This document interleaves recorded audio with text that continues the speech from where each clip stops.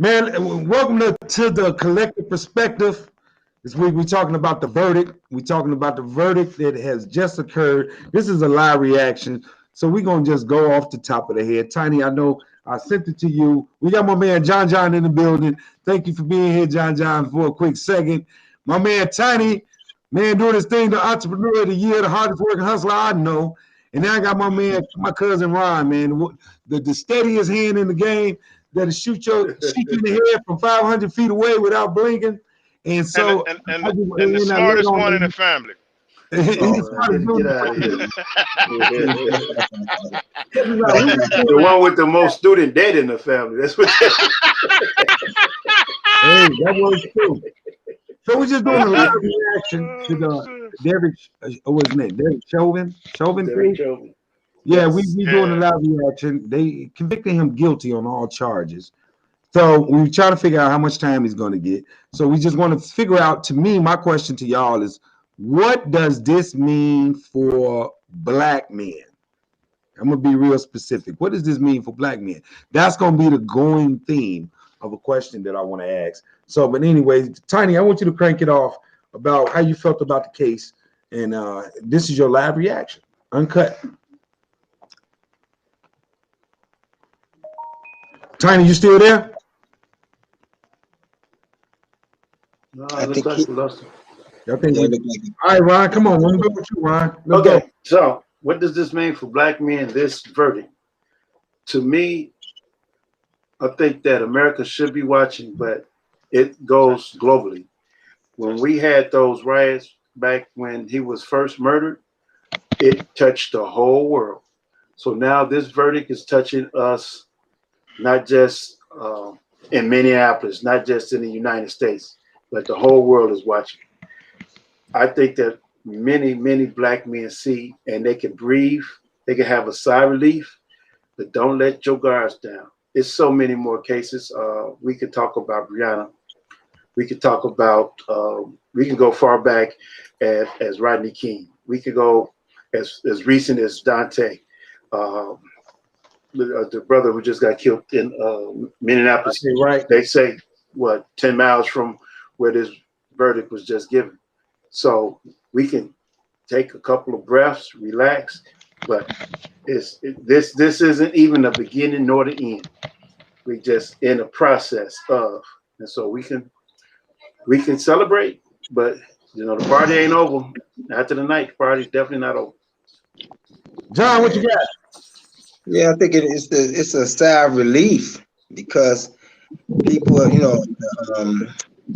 things been happening.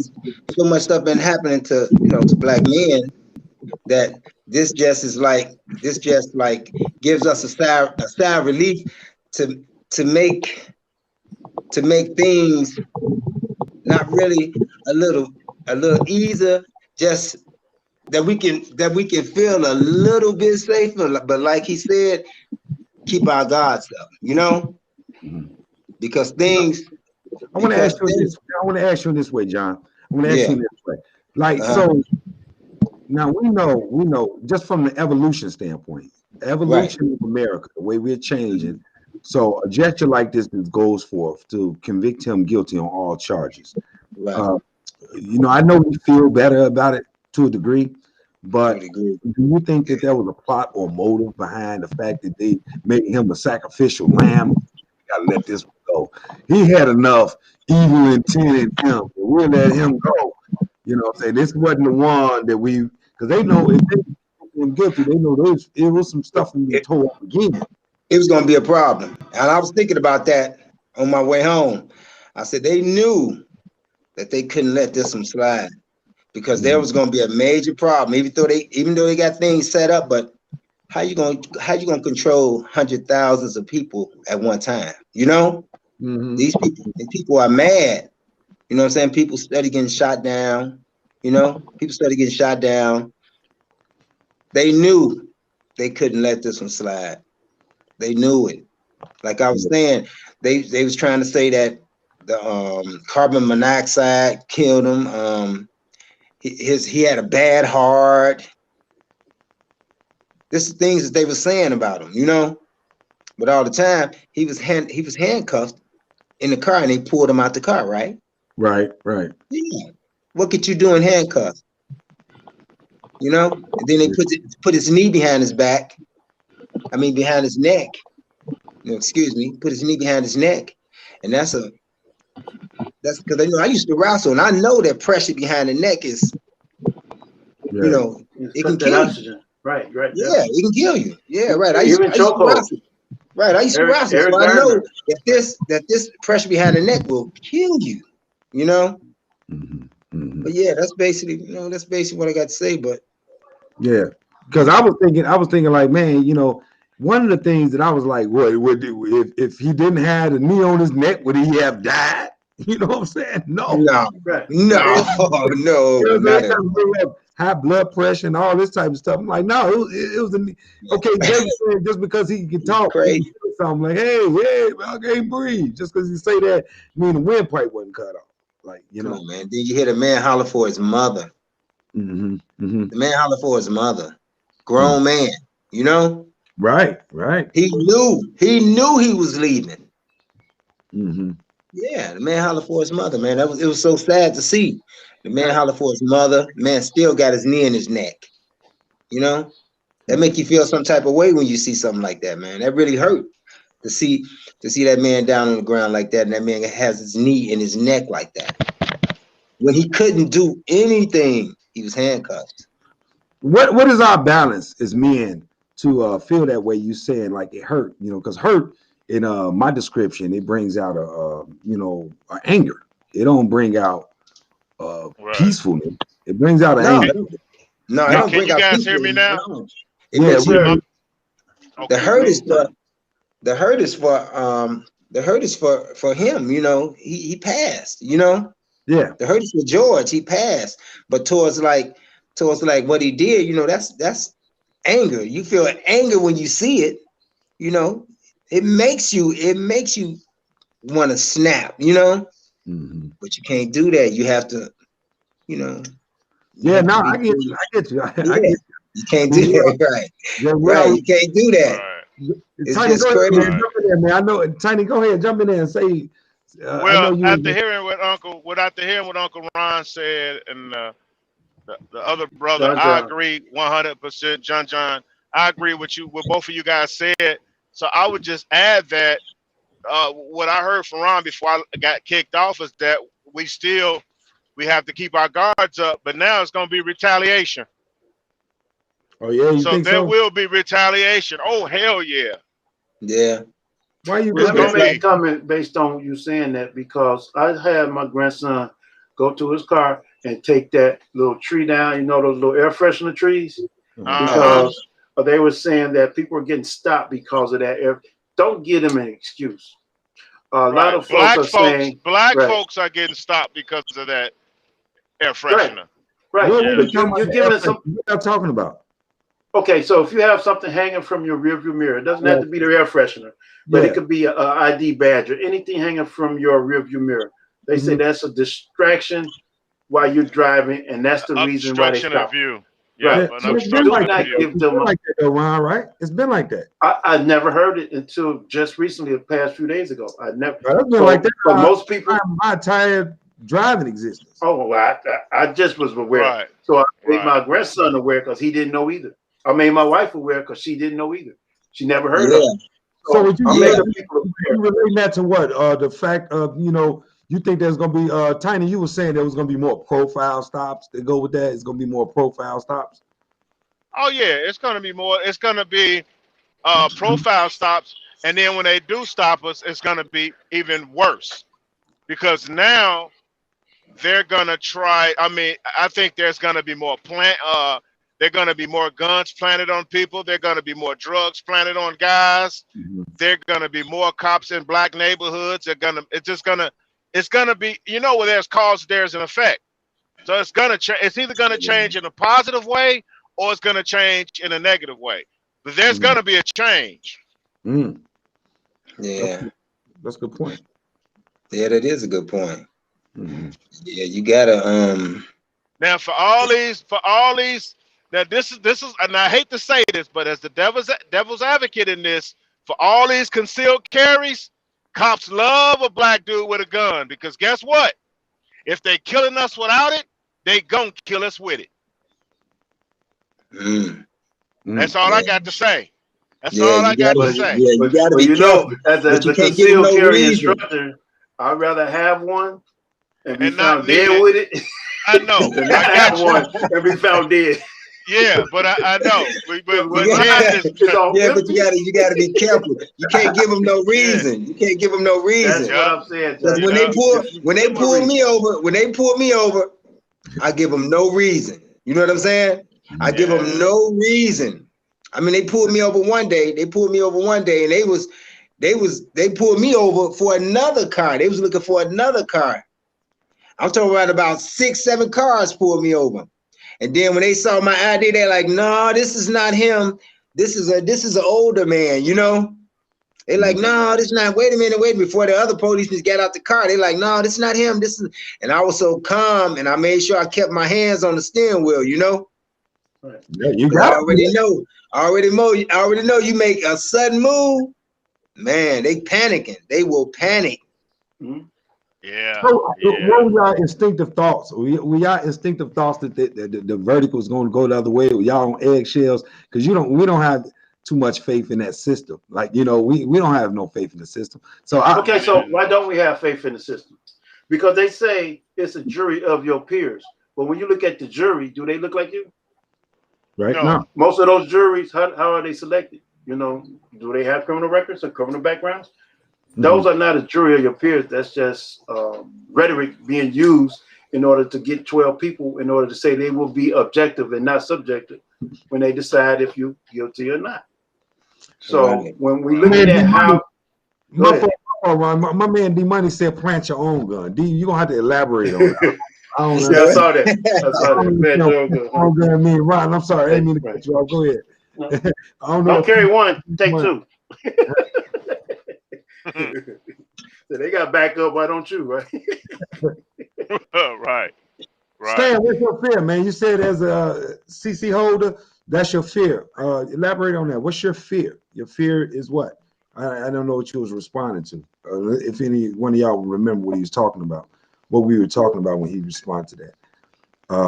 His biggest fear.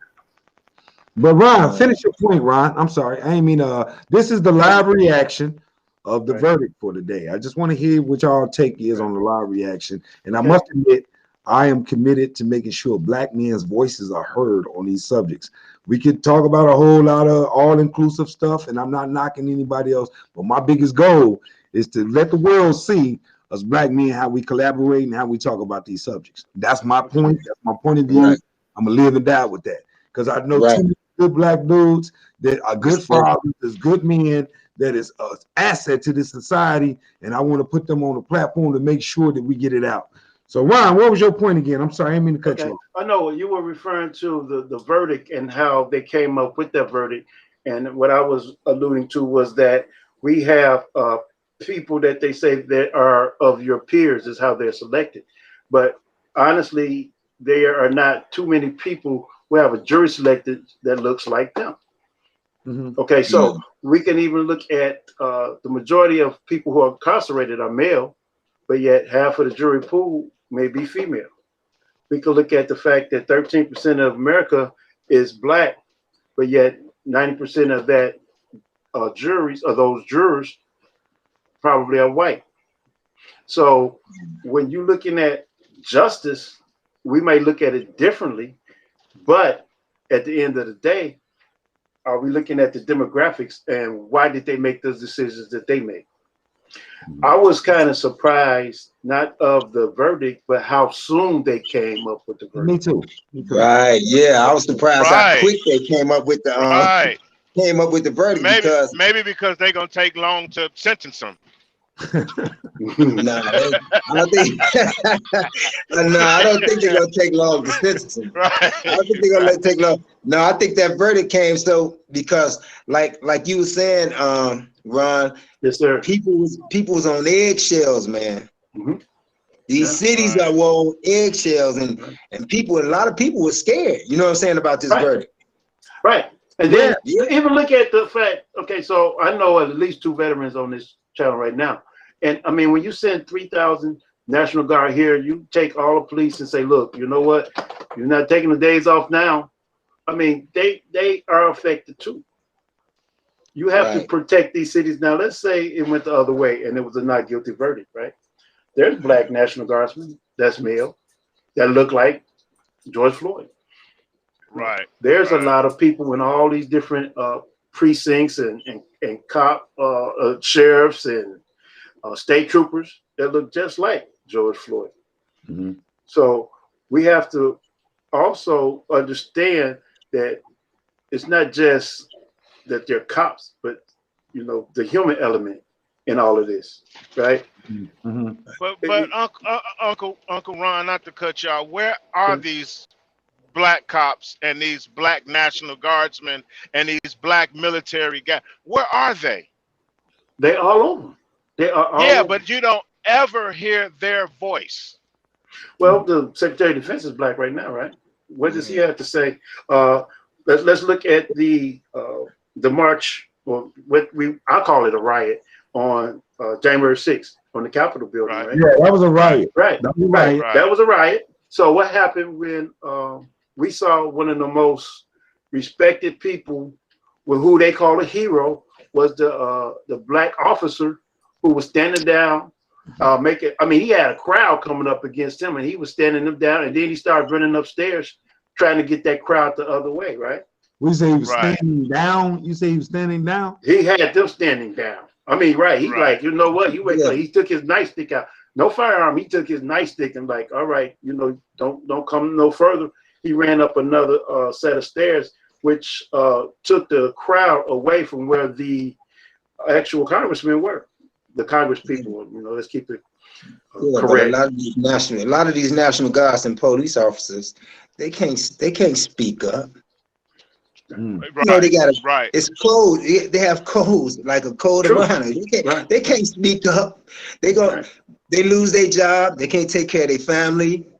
You know, they not just their job, they can lose their life. You know, they can lose their life too. Yeah. Some of them cops got some pretty dangerous games. Then if you say that, if you go by what you just said, then it really doesn't make a difference. Right. It's a if we got them chosen in that few crowd, that may say right? something. Right. But it's a chosen few that may say something that's really, really tired, and they speak up. Like the sergeant that what was that? A sergeant or a lieutenant that spoke up for that spoke against in the George Floyd what was that? A lieutenant? No, he was a police chief. The chief of police. Yeah, he was a black man. Yeah, he was. Right. We told him he was wrong. We don't train. He told him he was wrong. We didn't teach you that. Mm-hmm. Yeah, he said we didn't teach you that. You know, so basically what he was letting the world know, like, no, we not, you know, we're not taking that way. You know, we didn't. Chauvin made the police department look real bad. He made them look real bad. He made the police department look real bad. I'm talking about the guy with the knee in his neck, but he was trying to say, they was trying to say that it was a procedure. Right. But that lieutenant got there like, no, that's not that. We didn't teach him that. Right. You know, right. That's not in procedure like that. No. Yeah. Right. No, let me put Stan, my man Anderson comment. He said that he was clearing up what he meant. He said that having my firearm on me could place me in danger and be used as an after the fact justification for killing me. For killing similar you. Yes. To Philando Castile. Like the boy that was out in Minnesota. And, he was going out to say that, hey man, I got my firearm on me. He went to reach for his verification, and they just unloaded on him. Like but he told him to give him his identification. He told him get your stuff. Yeah, he told him unload on him. Yeah. Right. Unloaded on him in front of his lady. So what would you do in those situations? I mean, you know, hindsight's 2020. We can look at Philando Castile's scenario, but again, we can also learn from it. So, I mean, I live in a different state now. I live in Florida, right? They do not have the authority to ask me if I have a concealed carry or not. So, I mean, I try to look at myself as if I was a cop, I would assume everybody got one. So I'm going to treat you as if you have one anyway. But other places like in the state of Illinois, it's so new. The concealed carry is not but several years old, so there's going to be mistakes. Right. Minnesota established theirs a long time ago, and again with Philando Castile, George Floyd, Dante Wright. I mean, those are all Minnesota cases. What they doing up there? Right. However, what's going on even in the Chicago area? What can we do about that? If you stop putting yourself in the positions where police are shooting at you, how can you do that? What position is that, Ron? Taking our skin off? No, absolutely not. I'm saying if let's say you have to dial 911 so much. I'll be totally honest. I live in a retirement community, right? They don't even have sirens. I don't hear sirens where I live. I was just out there, Ron, and he's not blind. Right. 99% white. What happens? They don't have to call 911 all the time. Without police, there's no police killings. So if we put ourselves in a area where we can protect ourselves, there's so many times that we dial 911 that they get immune to us dialing it. Right? They look at us as inhumane, and I'm not saying they as in all police, but sometimes when you're in a high crime area all the time, you get desensitized. You could actually put it like people's like, well, they got PTSD, right? Well, who get desensitized, Ron? Who? Police. Police get desensitized. They can't here they go again. Here they go again. You got to get away from your job, bro. You can't be in this job. You know what I'm saying? They're just like, absolutely.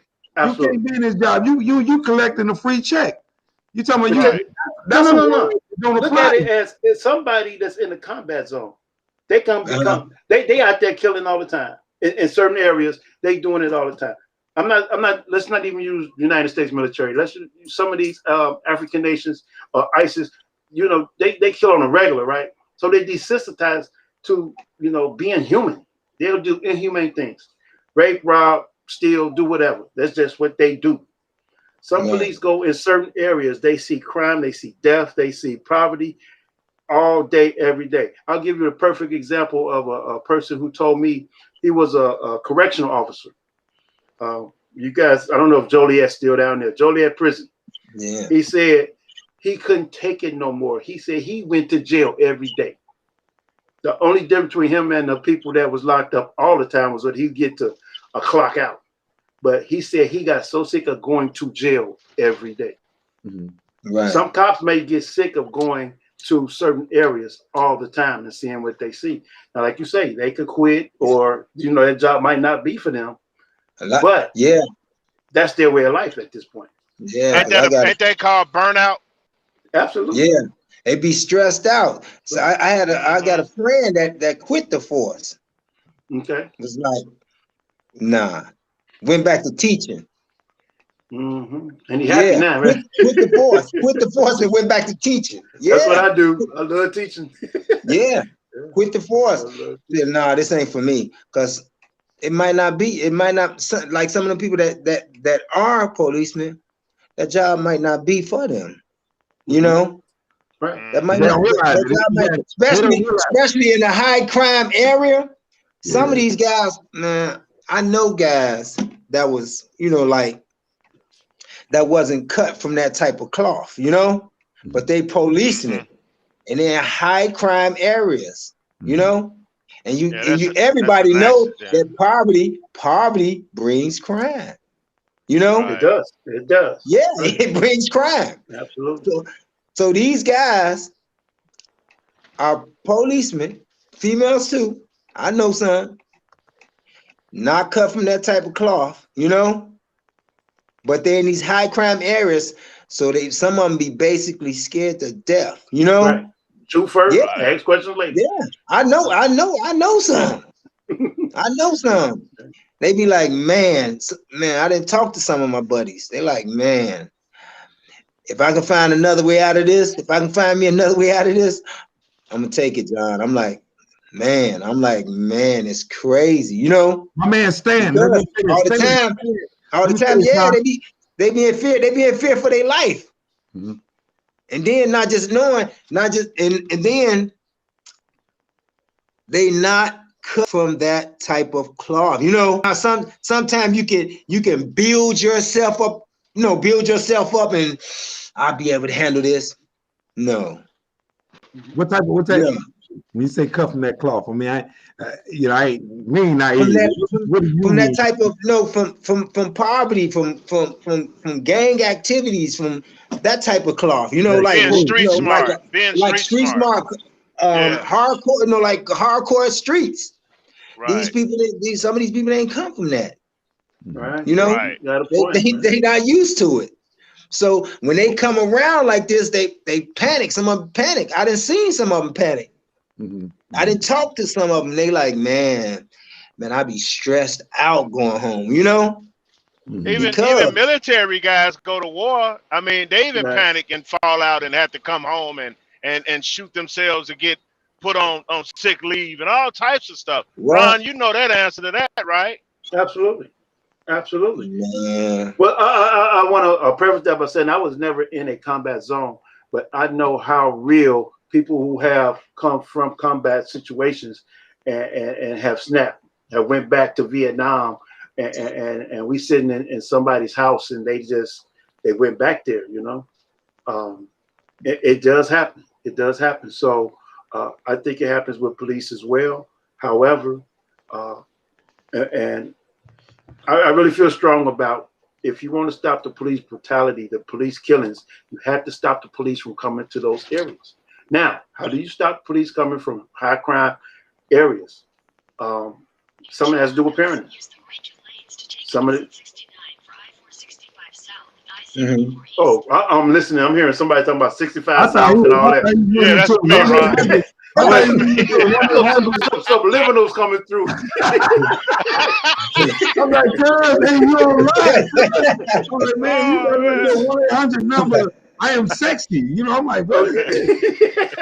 So I'm like, I didn't say something somebody don't like. But anyway, if you stop so much crime in certain areas, now how can you do that? You can't. More cops don't solve the problem, right? We all hear about community-based programs, right? Building more prisons, that doesn't stop the process. Stop. What happens? Right. Because if you build a prison, you want to fill it up, right? But if you build a career center, if you build a community center, you want to fill that up too. Right. So you give these people some avenues and some resources. You know, we talking about the president with a $1.9 trillion budget here, a $2.0 trillion budget here, right? Some of that needs to filter down to giving these children, some of these kids, some of these parents, young parents, opportunities to prevent from going through some of these events they go through in high crime areas. And again, you know, I know where we came from. It wasn't all peaches and roses either, you know. But we was able to play. But we was able to play outside. Absolutely. All day. Right. Right. And that's our age group too, though. That's our age group. We was able to play outside all day. Absolutely. So what's changed? The parenting, the guns, not just that, the guns, and the guns. I mean, it was Ron had 100 guns himself. That's what I'm saying. It was a lot of guns back then too. But they wasn't. But it wasn't. My grandfather hunted. My grandmama carried. Right. You know. But, it wasn't. You know. It wasn't no. People wasn't. The streets wasn't. No, they wasn't. It wasn't worn like they wore now. You know. The Warren is different. The Warren is different. How? Like, how's the Warren different? It wasn't really no Warren when we was coming up as kids. It wasn't none of that. Like, we was 14 years old, 15. Wasn't no everybody, you know, like a war, the way they wore, you know, the way the streets go now. It wasn't none of that. Well, it was more cold back then, though. You didn't mess with kids. You didn't mess with city workers. You didn't kill women and pregnant girls. Now there's no code. There's no respect. Yeah, it's rough out here now. Yeah, it's real rough. It wasn't no shooting. It wasn't no shooting and all that in the neighborhoods like that. It wasn't, nah. It wasn't going Right. down like that Right. back when Right. we was coming Right. up as kids. Back when we was coming, nah. I don't in my neighborhood, I don't even remember gunfire. You know, I'm talking about coming up as a kid. You know, a kid. Now, adult, that was different. Right. Adult, that was different. But as a kid, no, I don't remember none of that. You know. So I was just want to send a few, read a few comments, or line them up. Marcello, I don't know what his name is. Lottie is me, I guess. He says, when you're in a community where people will kill you over anything, what type of policing do you think we need? I think that was in reference to what Ron was saying, because he's been agreeing with Ron all throughout the commentary. He's feeling like Ron was talking about the fact that you don't really need police in the areas with no crime, that type of concept, right? So he was saying, when you're in a community where people will kill you over anything, what type of policing do you need? Stan, if you're still there listening, Stan, if you still got my phone number, text me your phone number. I'll link you in, because I asked you for your email address, but you didn't send it yet. So I'm trying to make sure you get linked in if you want to get linked in and chime in on a conversation. You said you had a lot to say, and you didn't want to type it all. So I'm trying to link you in real quick. So that's one of the things I just want to touch base. We're talking about the verdict that came from the case today. The verdict that the officer was charged guilty on all charges. So I got my man John in the building. He with a loud reaction. I got my cousins, Ronnie. I know my cousin Tiny and my man Ron McCullen. I'm gonna say it like that. Ron, I want you to talk about what you do, and I want you to talk about the significance in what you do and why is it important right now. Okay, so I'll get a little background. I was in the military, and then I went to armored cars. I was in the military for six and a half years. I went to armored cars. I did almost 20 years in armored cars, and now I am an instructor at a community college. However, in the military and in armored cars, I became a firearm instructor. So I created a small business, Advanced Armor Training Academy, and I do teach concealed carry classes for the state of Illinois, NRA courses, things like that, pistol, rifle, shotgun. So I do understand the fear of pistols, and I do understand that there's so many pistols that's illegal in our communities. And I do understand that, these things like straw purchases, a person who's legal buy a gun for somebody who's not supposed to have one. And so all those different things that occur. However, I strongly feel that Second Amendment right, the right to carry and bear arms, one of my philosophies is when I worked in the military, I carried for my country. And then I went to armored cars and I carried for a company. So if that's the case, why can't I carry to protect myself? If I can protect my country, I can protect the company, I can protect banks' money. Why can't I carry to protect myself? Yes, I have been hemmed up before these laws. I didn't spend a couple of nights in Cook County's system, because at the point where it was called being illegal to have a pistol in Cook County. So I moved across the border and lived in Indiana for 20 years. I just worked in Chicago. So, but again, I still teach. I live in Florida now, but my company is still based in Chicago. Me and another firearm instructor, a few firearm instructors, and we continue to have these classes. One's a veteran as well. One's we all good shots. We all good shots. Training people how to shoot is very important to me, because if you do pull the trigger, hopefully you hit what you were shooting at. That's real. That's real. So I want you to plug it. How can, if somebody was trying to get some information, wanted to get some training, wanted to do it, the legal way, because I've been a dirty gun advocate.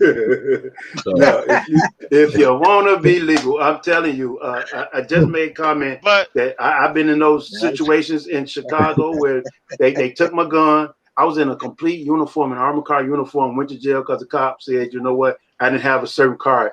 I didn't even know that card exists. But at the same time, with a little knowledge, now I have certifications through the state of the Illinois Department of Professional Regulation and the Illinois State Police. I'm legit. I'm certified. My company, you can reach us at advancedarmored.com. That's ADVANCEDARMORED.com.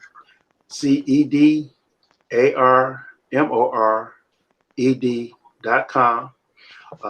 If you all are regular subscribers to this channel, you can contact Mr. Robert Orr, and he will get that information to me. And that channel is Collective Perspective. Make sure you stop what you're doing.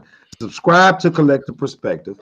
Like the channel on YouTube. Go to YouTube, like the channel, subscribe, hit the notification bell so you can get all content that comes through the YouTube channel, because we got a purpose and a goal to make sure you get networked with as much information as you can to make some conscientious decisions that allow you to have an impact in the society. That's what we're doing when we collaborate together as a group of men. We talk a lot, we joke a lot, but we are unconditionally connected to some good brothers. And as you will see, like what Ron does with his business, my man John, my man Mr. McCullen himself, the biggest entrepreneur I know. We out there hustling right now, if y'all don't see. So he made time. So when you see a brother like this, he made time for this conversation. He just ain't got nothing to do. He made time for this conversation because it was important that we put that input out. Go ahead, John. I see your lips moving, so I'm gonna let you go ahead and jump in there. No, I'm listening to you, man. Go ahead. Hey, but anyway, again, Ron, I want you to plug your stuff again, because if you want to learn how to put a bullet hole through somebody's head legally. No. Anyway, Ron teaches you to be responsible in your citizen right. This is called a responsibility in your citizen right.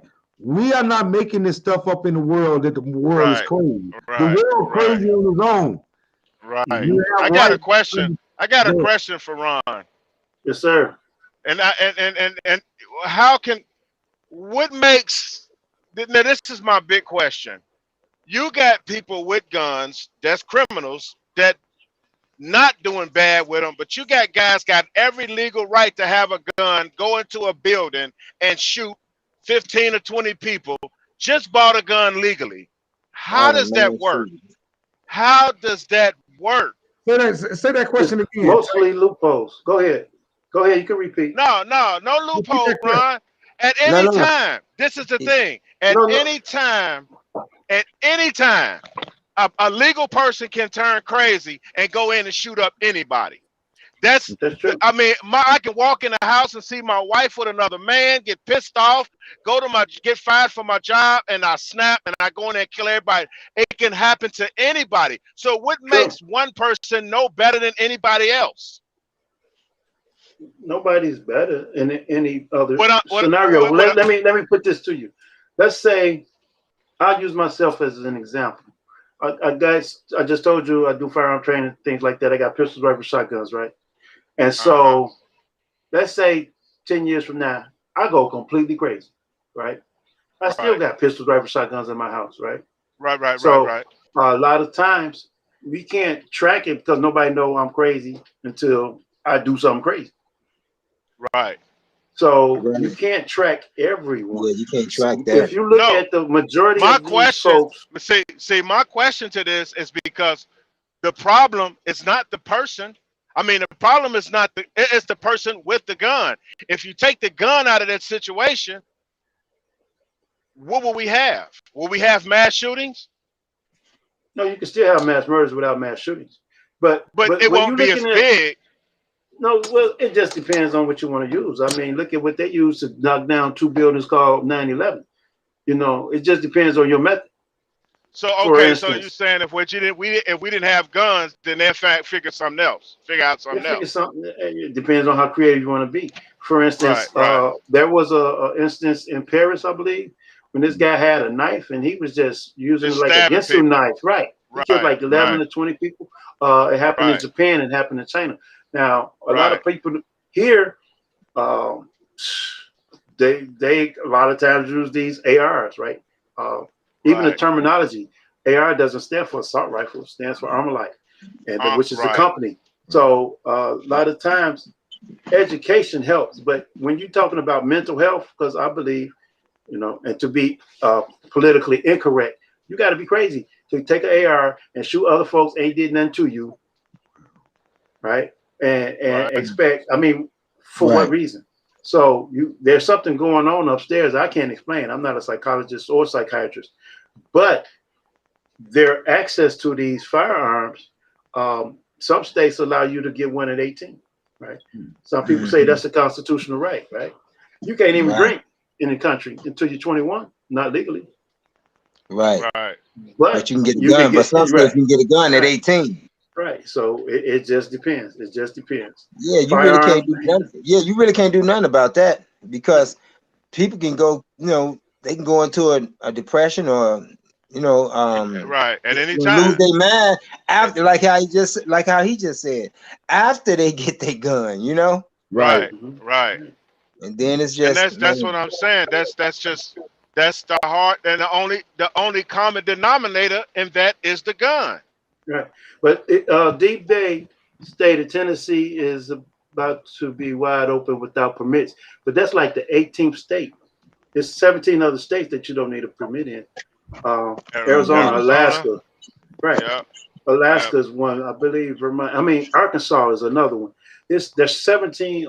I think Tennessee will be the 18th state that you don't need a permit.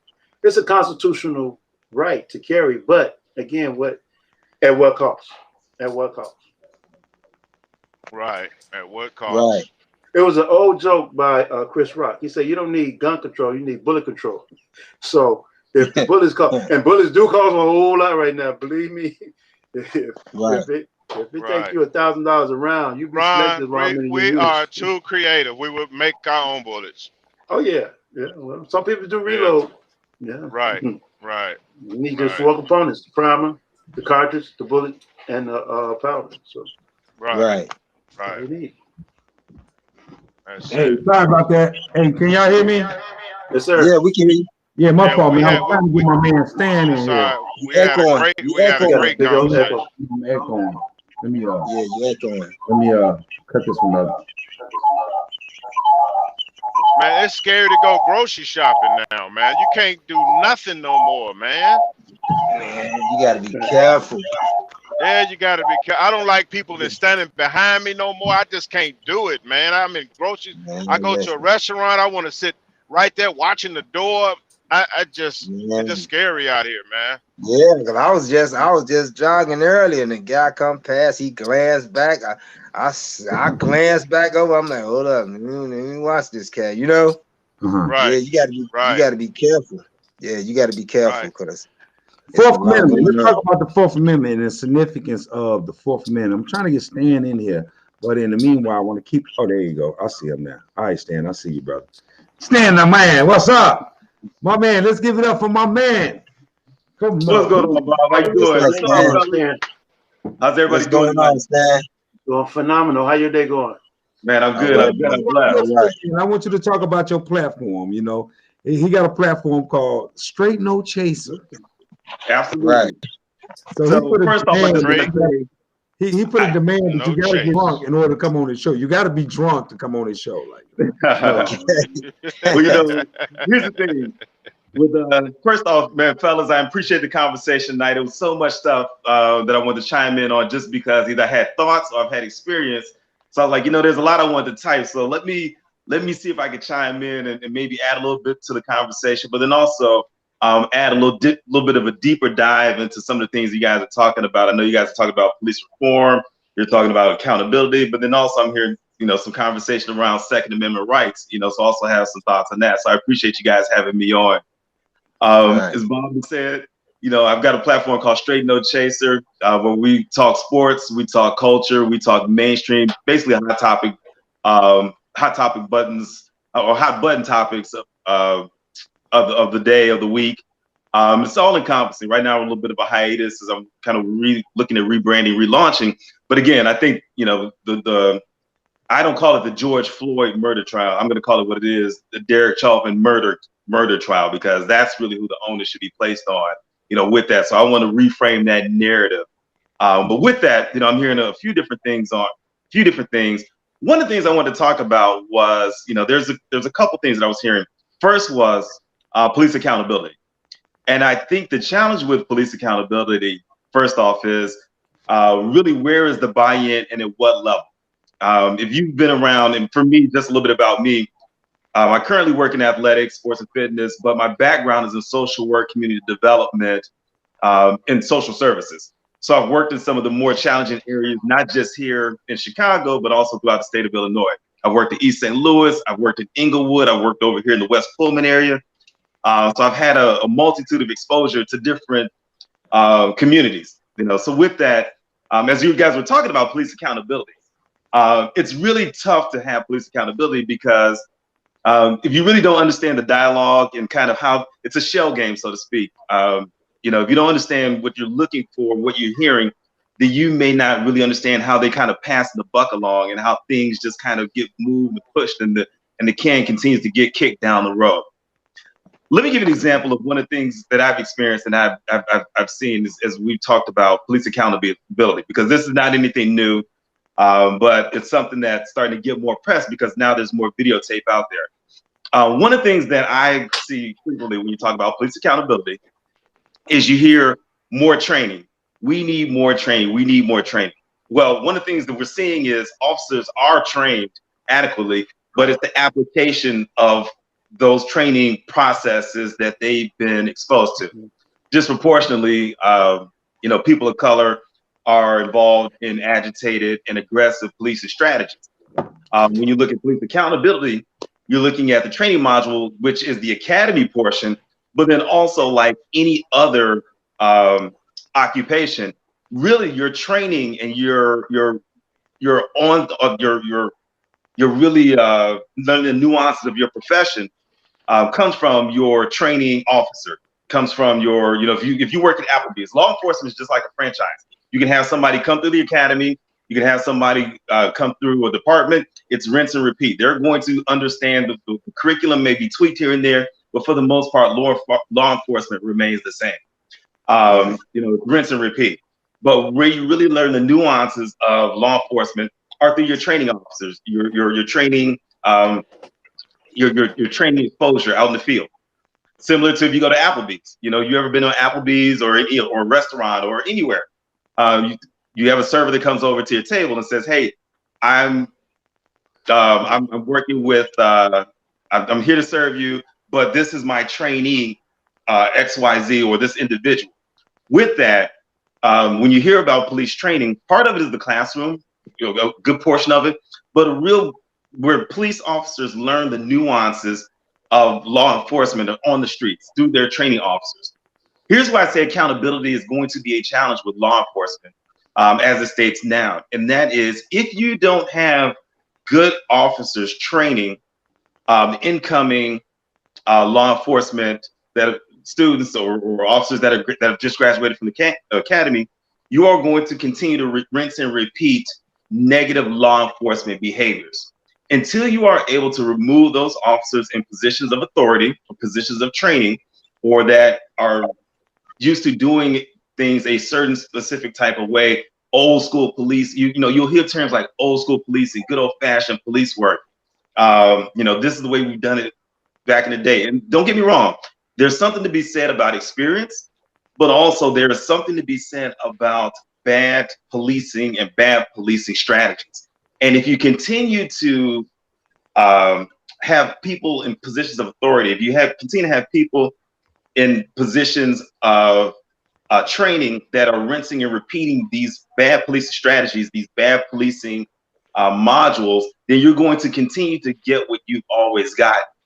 And that's where I say, this kind of being kicked down, the can is being kicked down the road, because, you hear about this, but the reality of it is, you hear about, we need more officer training, and they can put more into the curriculum, when they're coming through the academy. But really, that's where you learn the nuances when you're out on the street, when you're under a training officer.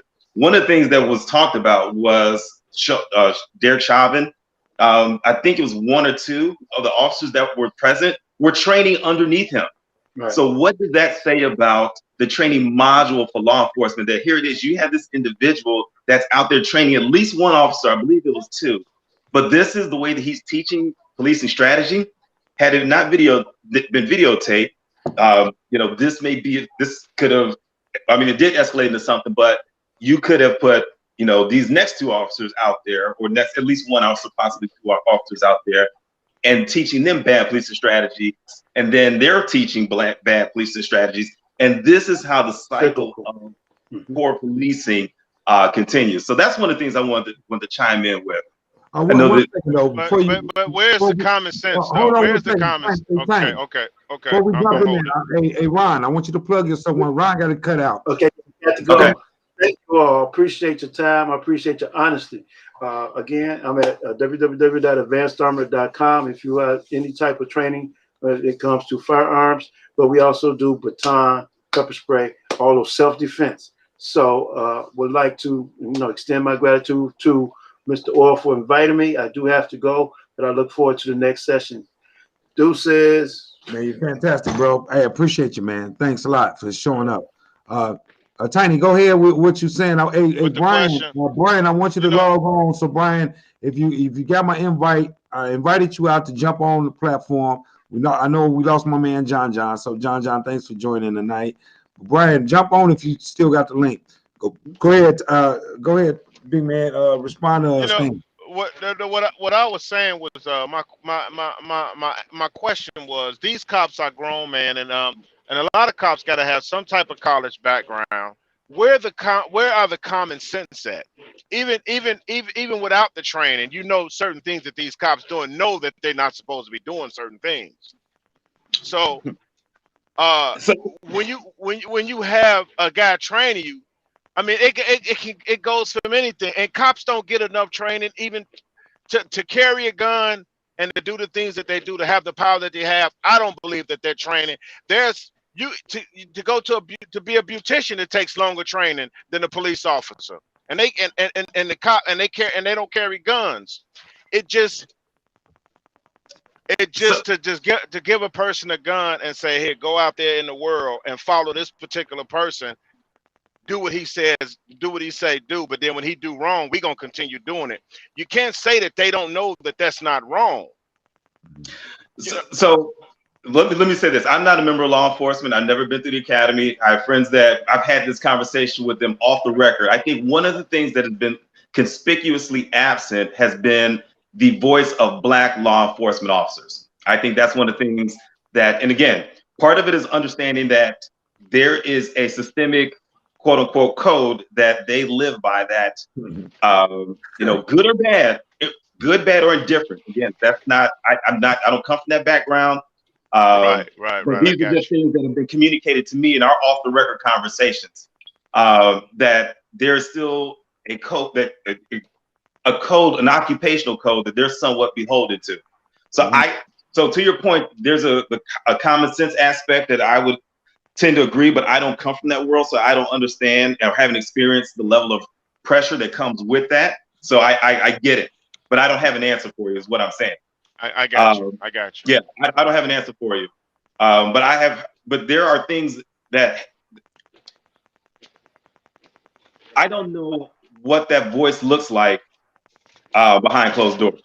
I've heard, just secondhand conversations that people have had, but it seems as if avoidance is probably the tactic that's most frequently used.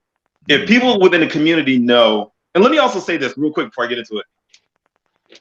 I am a good person. I feel I'm a good person. I make a bad short order cook. I make a bad hairstylist. Doesn't mean I'm a bad person. Just means I'm not good at what it is that I do. And there are people that are probably very, very good people that are just not good at law enforcement. And I think that's the other thing to take into consideration as well. There's some of these people that when they're not good in law enforcement, it could possibly cost somebody their life. That's absolutely. It's absolutely. Like it's not. We can't say it in a casual way. Like, I ain't good in law enforcement. That ain't the same. No, I agree. Jump shot. I agree. And those people, I don't know what the screening is, but those people, if you're not good at law enforcement, you know what? You should not be on the force. Yeah, you wouldn't want a person who's not a good doctor to be seeing for you to be visiting them in their office. If you're not a good dentist, they shouldn't, if you're not a good dentist and you're pulling the wrong teeth and you don't know what tools to use and what procedures, then you shouldn't be a dentist. And that's how I feel about members of law enforcement. You could but that's one of the things that you will hear as they try and humanize members of law enforcement when there are challenges that come up. That, this was a good person. This was this person was a good father. And that, or good husband or wife, or all those things may be true, but that doesn't make them good at what they do when they put on their uniform. So that's why I want to put that out there. Right. You can be a good person and still be bad at law enforcement. I'm a good person, but I'm terrible at cutting hair. So that's no excuse. That's just I'm a good person doesn't validate. You know, Right. I want to put that, that's another narrative that you will hear, and they will try and humanize the aspect. You know, when they're dealing with certain things. My man, Big B, man, what's up, man? Let me introduce my man, Big Brian, man. Go H-Rap. Go ahead, man. Introduce yourself, man.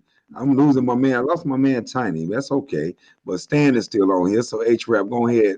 Introduce yourself, plug yourself, and go into the point right away. I'm H-Rap B, owner of Build for This Network, host of the End of the Bench Build and Destroy podcast, where I build up the community and destroy lies and propaganda about the community. That's what's up, man. I want you to go jump in on the verdict. I want to hear your initial reaction to this verdict. I spoke about this today on my show. I really don't have a reaction to the verdict. Reason being is I think the fact that we have it's like, okay, he's guilty. Everybody on earth with any electronic equipment understands that he's guilty. So I don't think we should have a reaction to it. This is how the system should work. I catch you red-handed doing a crime, and then you are sentenced to be punished for the crime. I don't think we should get excited. I don't think we should be happy. I don't think we should get sad. I don't think we should have any emotional response, because when we respond, they start offering concessions instead of ability to solve problems. Correct. Yay! And then they go, okay, they happy. We can lead them where they are. Then we no, and then okay, give them a few things. That does not enact change. That just allows them to placate to us or pander to us. And if you're gonna pander to me, don't do anything, because pandering gets nothing to resolve, change, and engaging in the problem and bringing solutions to the problem. That's how you fix things. Yeah, that's real. That's real. But you don't feel as though that there should be any acknowledgement. No, not at all. Interesting. That's interesting. The reason why I say that's interesting, because at the end of the day, it's like how would our reaction would have been if they would have went the other direction? If it would have been, I don't think we should have reacted then either. This is what I mean, Rob. Yeah. I'm trying to figure out. Yeah, this is what I mean. Yeah. Traditionally, on the first of the month, we pay our mortgage. Okay.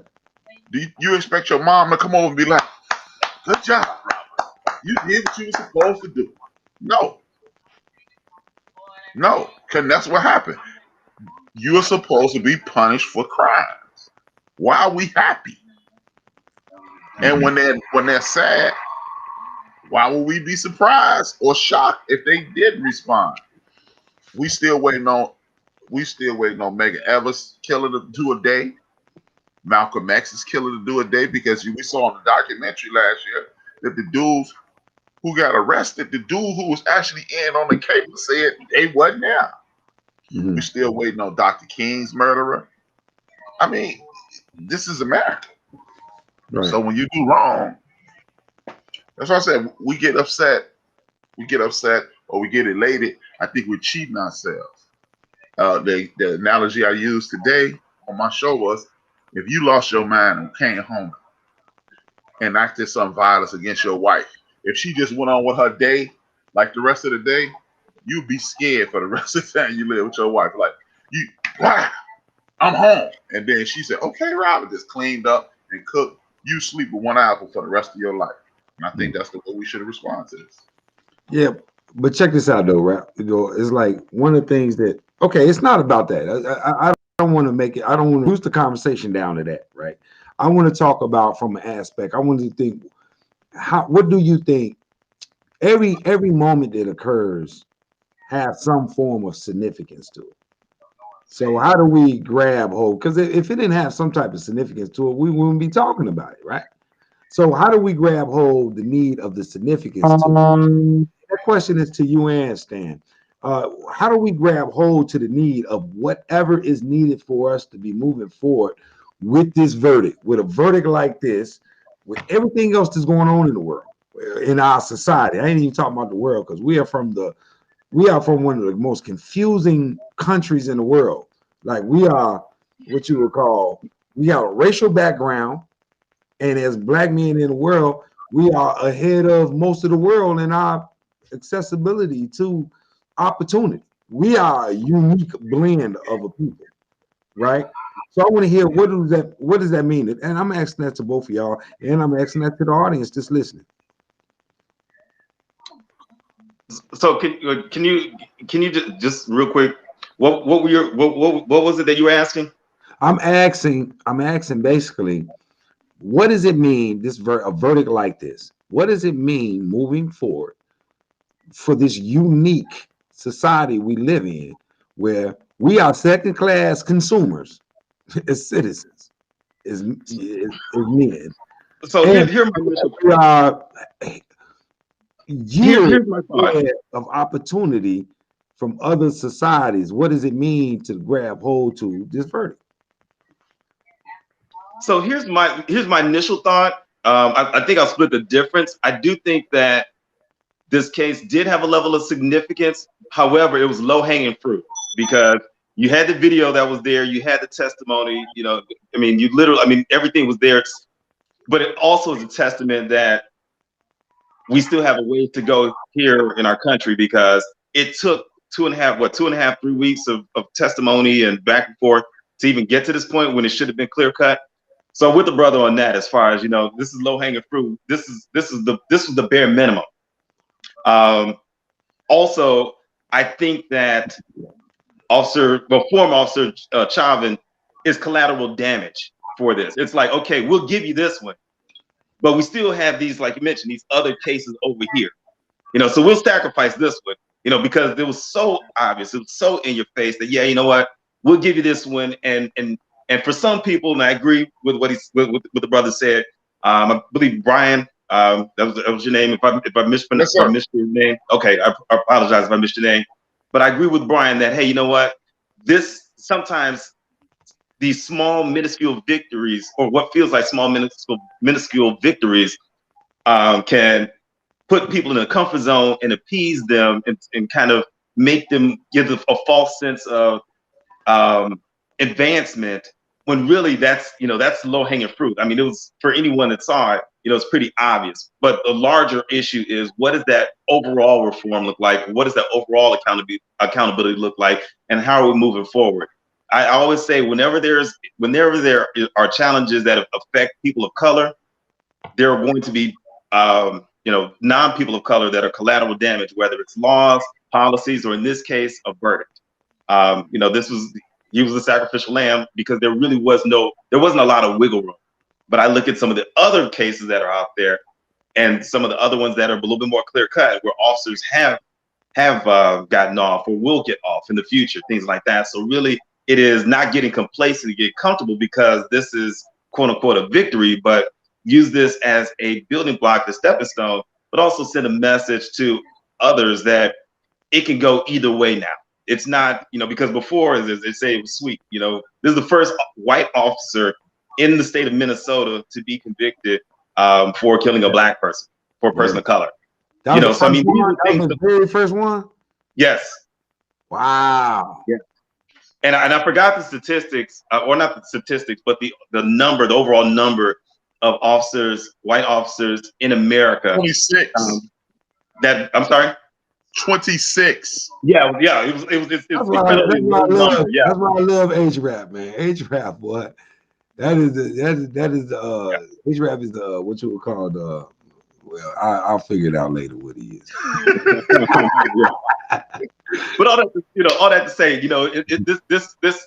this is a start, but it's definitely not the end all be all, and it's definitely something that it needs to be progressive reform, not status quo, not something that makes people feel comfortable, because comfort has not gotten us anywhere. Comfort is like you're on a cruise ship and you want to make a turn. It takes forever to turn. Well, you know what? Sometimes you need progressive, you need radical ideas to change and to enact change and move some people out. It would be cheaper to, terminate all bad law enforcement officers that have 10, 12 complaints, or disciplinary actions or sanctions against them. It's cheaper to buy them out or to terminate them and deal with a lawsuit on that end than to pay out millions, tens of millions of dollars in wrongful death or false incarceration and things like that.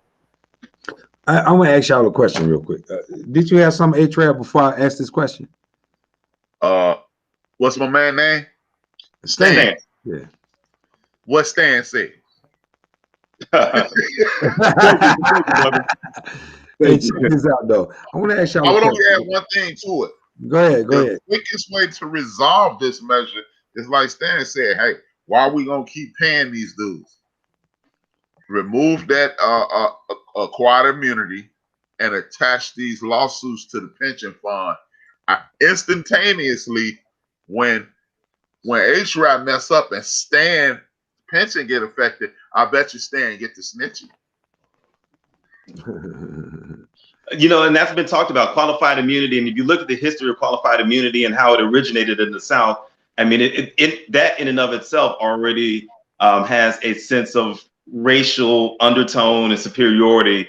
It adds that to the conversation. So yeah, that's something that's been talked about, attached to the liability to the pension. I think here in Chicago, we're in the hundreds of millions in terms of, again, what's been paid out, wrongful death, police misconduct, wrongful incarceration, hundreds of millions. Those resources could have been allocated elsewhere. So again, and not to mention just even looking at overtime, looking at insurance pay. I mean, there's a financial component tied to, you hear it's just a few officers, which that may be the case, but those few officers, whether it's here in Chicago or across the state of Illinois or across the country, are costing hundreds of millions, if not billions of dollars. When you look at everything involved, it comes with a price tag. And I don't believe, Stan and Rob, I don't believe it's a few officers. That's the narrative that's being pushed out there in front of us. Mm-hmm. But one of the narratives that they don't talk about is this narrative. The sister in Buffalo who saw a Derek Chauvin-like act happening, she pushes her partner off of the guy and gets fired and spent the last 15 years fighting for her pension. Yes. So the whole system backed up a guy who potentially could have choked someone to death and fired the officer that said, no, you're wrong. And she's not the only one. I think that's the most high profile, but you're absolutely right. So, and that's what I said, if you look at what it would cost, it would be a lot cheaper and a lot more, it'd be a more wise and efficient use of resources to go ahead and remove those officers, that are not helping the situation, that are making the bad decisions. It's cheaper than, like I said, paying for the lawsuits and all the other things that come with it. So, guys, I appreciate it, Brian, Rob. I've got to take off, but I just want to kind of share some of those things, man. I'd love to come back on and chat with you guys, just about different things, social issues. So, any other time you guys would like to have me on, or just even connect, I'd love to have this conversation.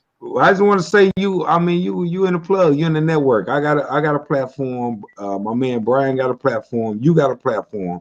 And so what we doing is we collaborate to make sure that we make everybody platform as good as we can through our what you call unconditional network. That's what we do. So, at the end of the day, we appreciate you jumping on. We all got to get off. Every time you see us, I got something to do. Every time you see me, I got something to do, right? Absolutely. So that's just what we do, man. Hey, Stan, I appreciate you listening. I appreciate you stopping in, and you got the green light to always come in, chime in. When something's itching at you, always, reach out to me and let's get that information out there. People need to have the right information to make decisions. Absolutely, man. Brothers, I appreciate you. You all be safe out there. All right, man. You be blessed, bro. Yes, indeed. Yeah, Rob. Yes, sir, man. Big man. What's up?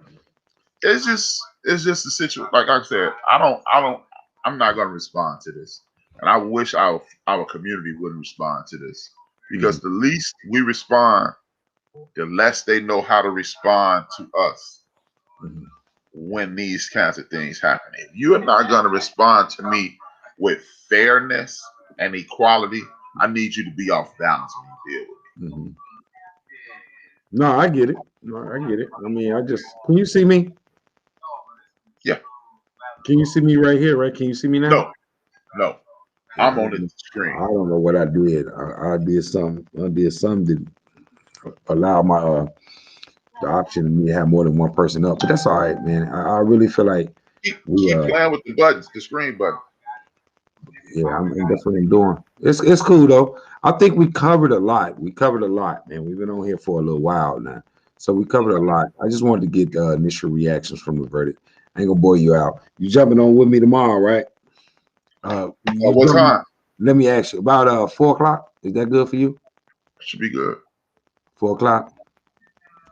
Jump on. We're gonna, you don't want to respond to it, but you ain't got no choice because you're coming on with me tomorrow. You know what I'm saying? You ain't got no choice. You know me, man. I'm always there. Man, you my dog, man. You gotta roll with me sometime, man. You gotta come on, jump anytime, brother. Anytime. I got my man Vince Watkins, and I'm gonna plug you with him too. And so we all can plug each other. Vince does a fantastic job. You know, he's a great interview. So anyway, we're doing that live. We can do that offline. But anyway, thanks for listening for tonight, man. We was just jumping in. My man, plug yourself real quick, Big B, man. Tell everybody where they can listen to you, all of the time slots you got going on. And you just go to THAENBOFDABENCH, the end of the bench, on YouTube. If you go to YouTube right now, I'm gonna type in the word hello, and you'll see my logo and everything. It's the end of the podcast. It's called Build and Destroy. And the reason I call it Build and Destroy, because my goal is to build up our community, destroy all the propaganda and the lies, and make sure everybody in our community is doing well. You know, I understand, it's a situation for humanity, but we the foundation.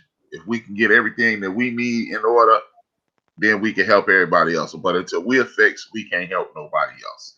So I'm on live on Tuesdays, whereas I interview people. I interview people as well as hold forums like I did today. I did a men's forum today. Mental health. How can we as Black men learn how to relax?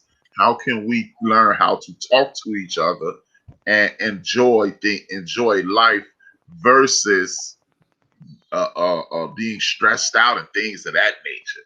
So we talked about that. Learn shooting pool more to commiserate with brothers. Go to the gun range.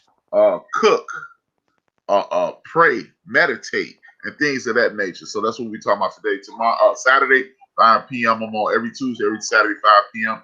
I won't have a guest. What I am going to do is talk about the weekend news, how it affects us, and what I believe we need to do, and how we can get stronger as a community. I promote Black entrepreneurs. I don't charge you anything. I have an international following. So if you check me out and you want, you have a small commercial or something, send it to me. I'm going to play it. That's it. That's all. This H-Rap D, and I'm out. Did you talk about your show you did on Mondays? I missed that. If you talked about it. Oh, you know what? I didn't talk about that. I love that, man. I love this show, man. Come on, man. I'm just trying to tell you, man. Good one. I do a show called Forecast on Monday on BS3. Go to BS3 on YouTube. And we talk about, we do movies, television shows. We are cultural critics from a movie and television show standpoint. It's a whole lot of fun. We do a lot of laughing, joking. Right. 9 p.m. Mondays, 5 p.m. Saturdays. We talk about all this serious stuff, man. I want to make sure that those brothers that I saw, the way y'all do that thing on Monday is quality. It's a quality show. It's funny. Is that host of the show is dope, and the other two panel members on there with yourself. That's a dope show, and I like it. It's movies. It's something that's nice and free and liberated. We get to talk, and y'all weave in and out your social points. You know what I mean? So I just wanted to make sure that show gets the necessary recognition that it deserves. Off of the fact that y'all put together a good platform of brothers. It's talking about some movies and how the different point of views affect you. So I like that, man. So it's like I feel real fortunate and real blessed to be networking with a bunch of good brothers, man. That's it. Man, man. And if you haven't seen it, go watch on HBO or HBO Max. Exterminate the Brutes. We're gonna be doing that for the next 3 weeks. What's the name? Powerful. It's a powerful show, man. It's a powerful documentary, and it shows. It helps understand what we're going through right now. Yeah, y'all gotta give me some permission, like once a month, or well, I don't say every other month, that I can do some kind of movie review with the little crowd that I work in. I don't want y'all to think I'm just copying off y'all. Y'all just got such a fantastic idea that I wouldn't want. I just want to do a movie. It might not be. And see, that's the beauty in this podcast. What's the beauty? Tell me the beauty. There's enough room for us to do all of that, man. Yeah, you could do that, and we could do it. And I mean, it ain't no look, man. It before this new wave, it was thousands. It was thousands of radio stations out there. Yeah. Before this new wave, it was thousands of newspapers out there. It's hundreds of magazines out there. Mm-hmm. So you might do it from a different perspective. It's something that we like. Right. So, nah, bro, it ain't no. Oh man, I don't want to step on your toe, man. The feet so big in this world, this podcast world, ain't no stepping on your toe. Everybody got on steel toe boots. I feel you, B. With that, man, I appreciate your live reaction. I appreciate the people who chimed in. Miss Bishop Bernadette Jefferson from Flint, Michigan. I love you. I miss you. I hope everything is going well with you and your the water down there, the water situation. I haven't talked to you in a while. Maybe one day you'll jump on with us and you can give us a catch up. You can catch us up on that water situation, because just seeing your name alone is really bringing some thoughts to my perspective about what's going on in Flint, Michigan, and the stuff that's going on that people still don't know about this still. So with that being said, my man H-Rap, I love this brother, man. He came on in my life, man. We've been chopping up, shaking hands. And he is my offensive guard. I like him as a guard. Fullback, man. I'm a fullback. I'm a fullback. No offensive guard. All right. So, hey, check this out. And we all on the same football team, though. That's all I was trying to say. I got some big boys with me, too. That's all I'm trying to say. But anyway, all right, I will call you. But we love you, and we are out. We are always networking. Always plug yourself. Always do what you're doing.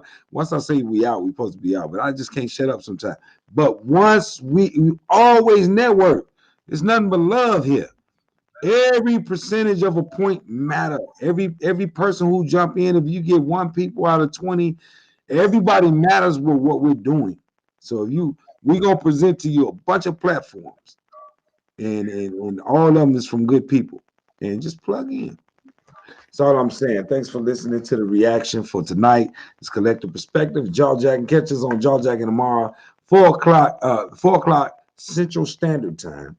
And my man Vince Watkins is gonna be on there, and then my man A-Trap gonna be on there, and my man TC gonna be on there. We're gonna be doing some of the same things we're doing right now, chopping it up.